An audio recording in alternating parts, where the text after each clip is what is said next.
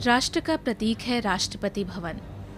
इस भवन ने भारत का इतिहास बनते हुए देखा है। ये देश की स्वतंत्रता का साक्षी रहा है। इसने एक राष्ट्र के रूप में भारत के आरंभिक संघर्ष के दर्शन किए हैं। आज विश्व की सबसे तेज बढ़ती हुई आर्थिक शक्ति का प्रतिबिंब भी यही है। 1.25 अरब से अधिक आशाओं का यह निकेतन है।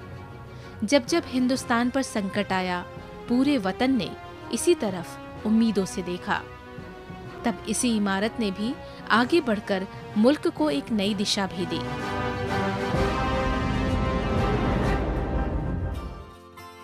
कहते हैं इस आवास का निर्माण 17 सालों में पूरा हो गया था, लेकिन इस आलय का बनना पिछले 70 वर्षों से जारी है। महान संस्कारों और व्यक्तित्वों ने इसे आकार दिया है। जीवन के ऊंचे आदर्शों और मानवीय मूल्यों से इसकी प्रत्येक ईंट जुड़ी रही है। राष्ट्र और उसके व्यापक हित के संरक्षकों ने इसे गरिमामयी बनाया है। उन्हीं विभूतियों में एक और नाम जुड़ने जा रहा है। देश ने रामनाथ कोविंद के रूप में अपना नया राष्ट्रपति चुन लिया है, जो अगले 5 वर्षों तक संविधान को संरक्षित करेंगे। राष्ट्रपति के पद पर मेरा चयन भारतीय लोकतंत्र की महानता का प्रतीक है। इस पद पर रहते हुए संविधान की रक्षा करना और संविधान की मर्यादा को बनाए रखना मेरा कर्तव्य है। मैं देश के सभी लोगों को नमन करते हुए उन्हें विश्वास दिलाता हूं कि सर्वे भवन्तु सुखिनः के भाव के साथ राष्ट्र की सेवा में निरंतर लगा रहूंगा। कोविंद जी को आज जो ऐतिहासिक जीत हुई है राष्ट्रपति पद के चुनाव में उनकी, उसके लिए भारतीय जनता पार्टी की ओर से बहुत बहुत बधाई देता हूं। आज रामनाथ जी ये जब 25 तारीख को राष्ट्रपति बनेंगे, इस देश के करोड़ों गरीब, दबे कुचले गांव में रहते हुए लोगों को अपना प्रतिनिधि सर्वोच्च संवैधानिक पद पर बैठा हुआ दिखाई पड़ेगा। सम्माननीय कोविंद जी को बधाई देती हूँ भारत के राष्ट्रपति चुने जाने पर। मैं उन्हें अपनी शुभकामना देती हूँ कि इस कठिन समय में उनके ऊपर संविधान की रक्षा का दायित्व आया है।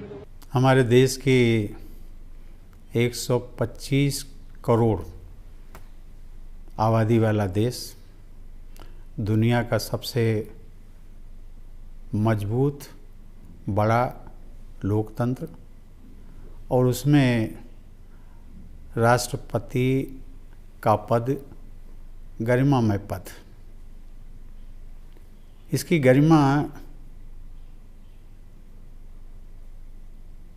राष्ट्रपति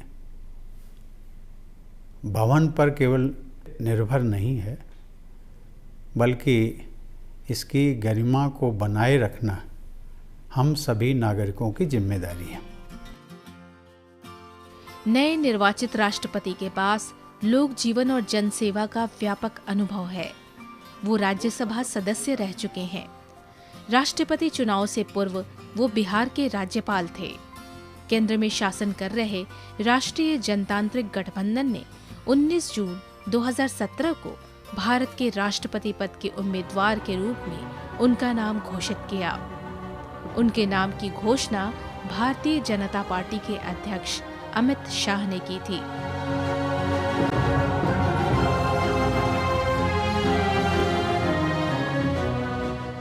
राष्ट्रपति पद के चुनाव में एनडीए के प्रत्याशी के रूप में आज श्री रामनाथ कोविंद गवर्नर बिहार का नाम तय किया गया है।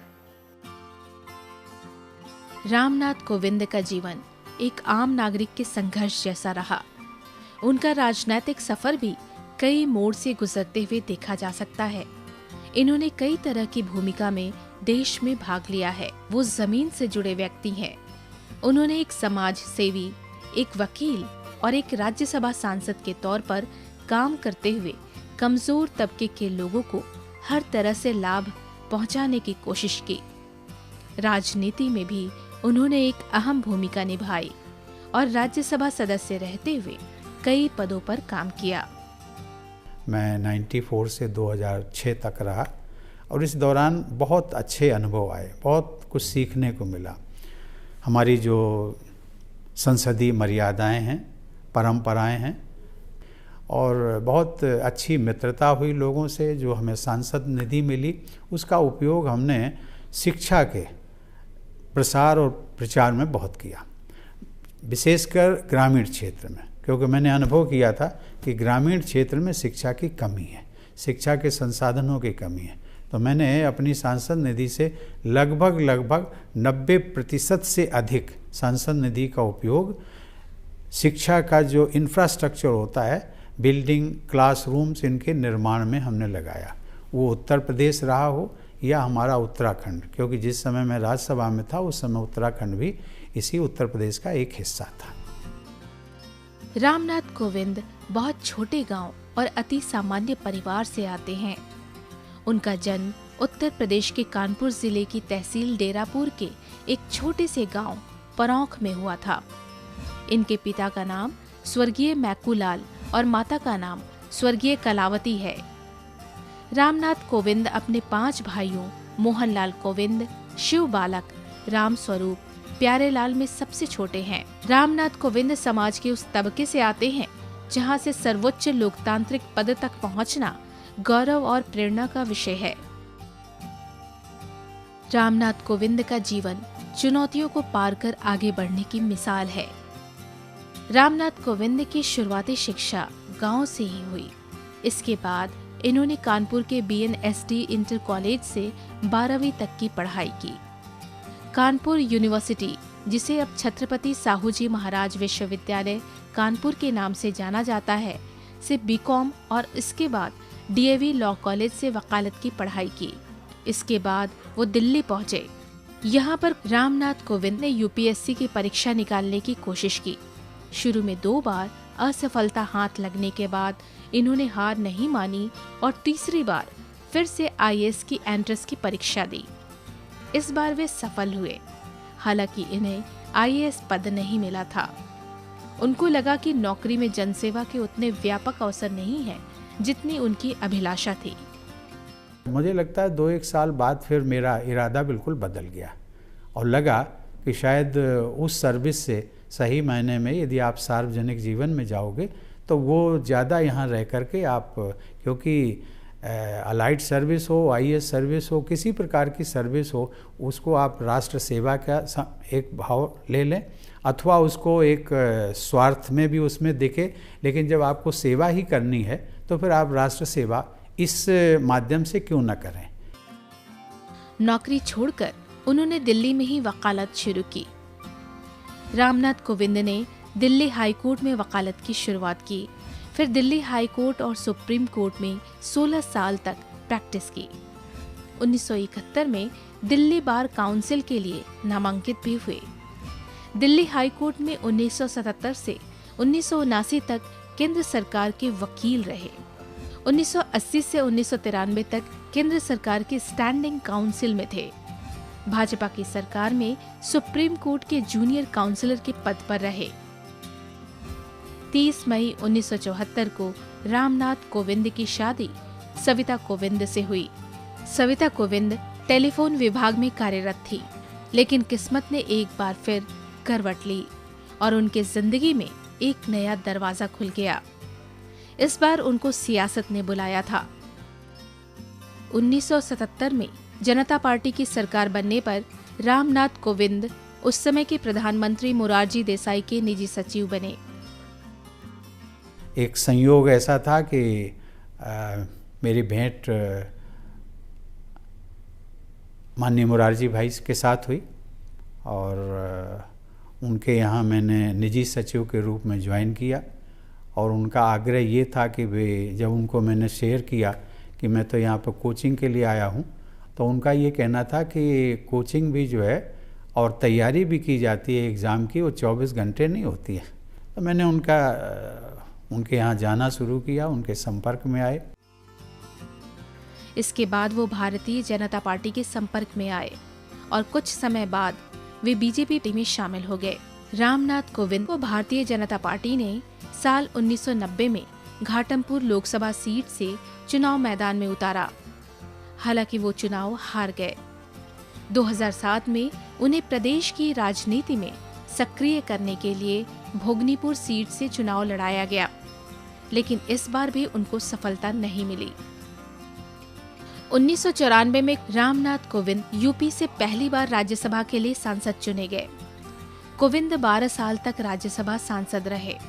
इस दौरान उन्होंने शिक्षा से जुड़े कई मुद्दों को उठाया।